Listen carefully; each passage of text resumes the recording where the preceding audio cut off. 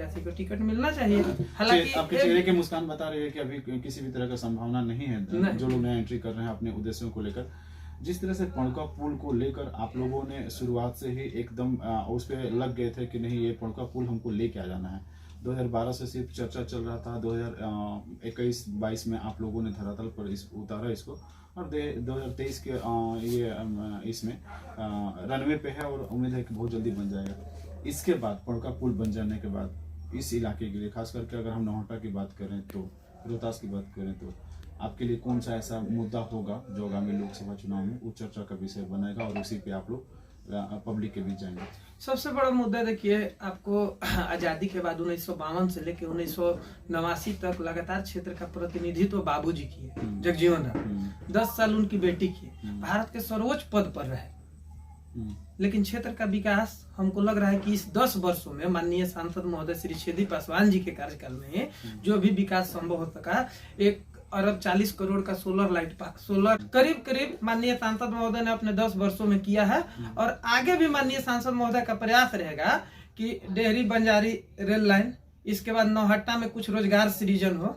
आगामी लोकसभा चुनाव में हम लोग का मुद्दा रहेगा और विकास के लिए ही माननीय छेदी पासवान केवल और केवल विकास पुरुष हैं। नौहट्टा में जो भी काम हुआ है आजादी के बाद, हमसे ज्यादा उम्र में है, आप ये चीज देखते होंगे, न बाबूजी की है न बाबूजी की बिटिया की।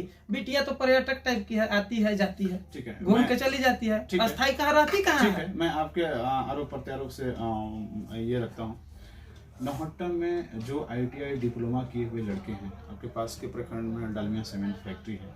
गवर्नमेंट का नियम है कि जहाँ इंडस्ट्री होता है वहाँ पे युवाओं को, जो ITI डिप्लोमा किए हुए लोग हैं, उनको ट्रेनिंग के लिए अपने यहाँ साल भर के लिए रखा जाता है लर्निंग पॉइंट पे।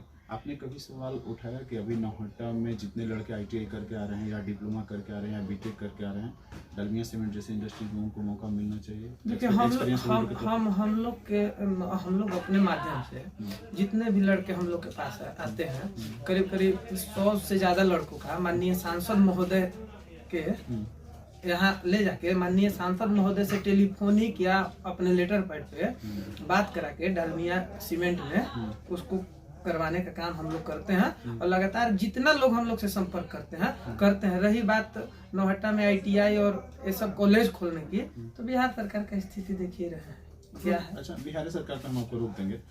जब बिहार सरकार आपके साथ थी तो सब कुछ अच्छा दिखता था। नहीं, आज इतना क्या, जब से पटना में दौड़ा दौड़ी हुआ है, जब से पुलिस आपके पीछे लगाई है बिहार सरकार, आप लोग थोड़ा सा आक्रोशित थे? अच्छा, ये बताइए, लोकतंत्र में धरना देना कहाँ से गलत है? नीतीश कुमार जनरल डायर बन गए हैं, जालियांवाला बाग जैसा कांड करा है ना जी। आप देखिए, उपेंद्र कुशवाहा को मरवाया, शिक्षा जो मास्टर धरना देने जा रहा है उसको मरवा रहे हैं, आशा महिला धरना देने जा रही है उसको मरवा रहे हैं, आंगनबाड़ी जा रही है उसको मरवा रहे हैं। लोकतंत्र में आदमी क्या करेगा? सरकार से गोलीबारी करेगा कि धरना देगा? भारत महात्मा गांधी का भारत ना है जी, कि अंग्रेज के जनरल डायर का भारत है। जालियांवाला बाग बना देते हैं पटना में। हमारा एक आपका जहानाबाद का महामंत्री स्वर्गीय विजय सिंह मारे गए, सैकड़ों कार्यकर्ताओं का पैर हाथ टूटा। ये कहाँ से नैतिक उदय जी? कहने का मतलब है कि सत्ता शासन जवानी आजीवन नहीं रहता है, इस चीज पर कंट्रोल होना चाहिए। काल सत्ता का बदलाव होगा, आपके साथ भी वही बिहेव होगा। ठीक है कि दर्द को समझते हैं, हम भी समझते हैं और खास करके नीतीश कुमार को भी समझना चाहिए।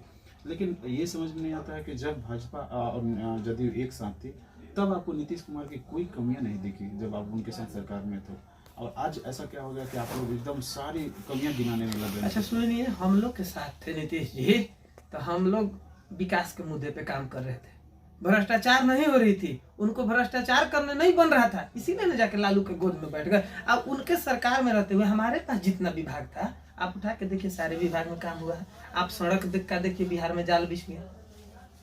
हमारे पास सड़क मंत्रालय था, हम काम किए, स्वास्थ्य मंत्रालय था, काम किए।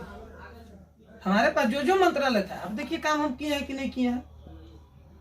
लास्ट कमेंट हम आपसे लेना चाहेंगे। G20 का एक तस्वीर आपने देखा होगा, अडवाणी जी का 2019 में टिकट कटा, उनकी बेटी क्यों नहीं लड़ गई चुनाव?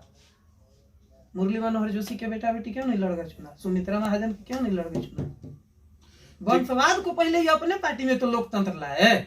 हम लोग देश के लिए, मातृभूमि के लिए हम लोग लड़ते हैं, भारत के लिए हम लोग लड़ते हैं। हम लोग और ये लोग में यही अंतर है कि हम लोग भारत माता के लिए लड़ते हैं, ये लोग अपनी माता के लिए लड़ता है।